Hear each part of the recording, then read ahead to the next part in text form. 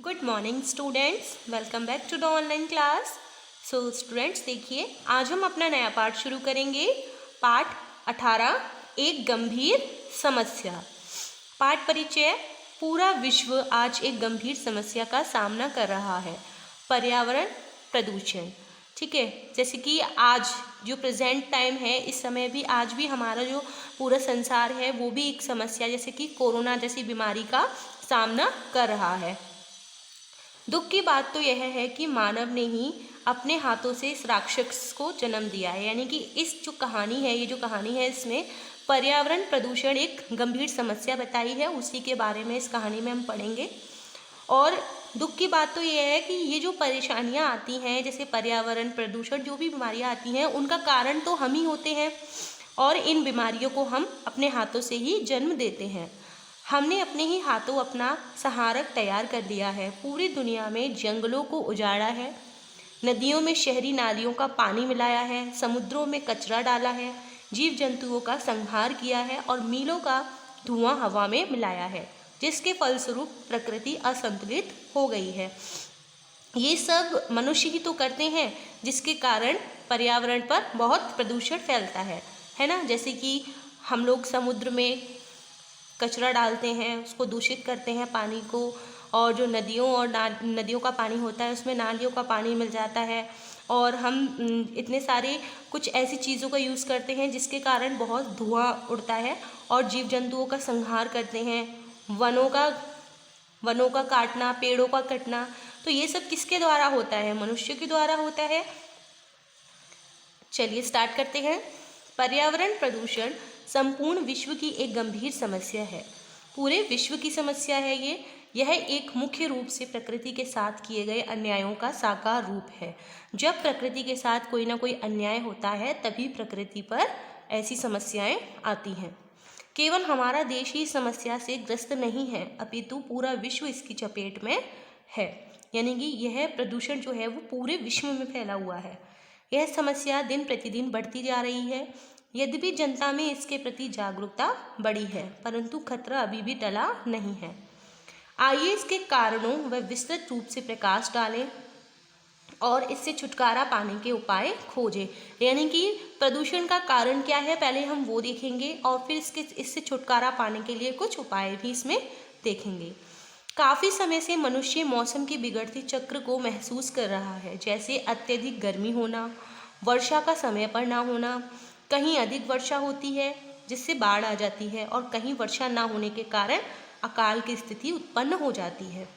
दोनों ही स्थितियों में जान माल की अपार हानि होती है। यानी कि अगर वर्षा ज़्यादा हो तो भी नुकसान होता है और वर्षा कम हो तो भी नुकसान होता है। प्रकृति के संतुलन को बिगाड़ने में मनुष्य की बहुत बड़ी सहभागिता है। यानी कि प्रकृति का जो संतुलन है उसको बिगाड़ने का कारण, सबसे मेन कारण कौन है? मनुष्य। पृथ्वी पर जीवन प्रकृति के संतुलन से ही संभव है। वायु, जल, वनस्पति जगत, भूमि, नदी, पशु पक्षी, खनिज संपदा आदि सब पर्यावरण के अंग हैं, जो हमारी जीवन, स्वास्थ्य, सुख, शांति तथा संपन्नता में सहायक हैं। आगे देखिए, शुद्ध वायु जो सभी के जीवन के लिए अनिवार्य यानी कि जरूरी है, में 78.09% नाइट्रोजन, 20.95% ऑक्सीजन, 0.03% कार्बन डाइऑक्साइड तथा 0.93% अन्य गैसें होती हैं। यदि वायु में ये तत्व उचित मात्रा में उपलब्ध ना हो तो वायु प्रदूषित हो जाती है। गाड़ियों के धुएं से, फैक्ट्रियों के धुओं से और पेड़ पौधों के कटने से वायु में कार्बन डाइऑक्साइड की मात्रा बढ़ती रहती है। हम सभी प्राणी भी सांस लेते समय वायुमंडल से ऑक्सीजन अंदर लेते हैं। हम ऑक्सीजन किसके द्वारा प्राप्त करते हैं? वायुमंडल यानी कि पेड़ पौधों के द्वारा। कार्बन डाइऑक्साइड बाहर निकालते हैं। वायु प्रदूषण के कारण हमें ऑक्सीजन पूरी मात्रा में नहीं मिल पाती। यानी कि वायु प्रदूषण इतना फैला हुआ है जिसके कारण हम प्रॉपर ऑक्सीजन नहीं ले पाते हैं।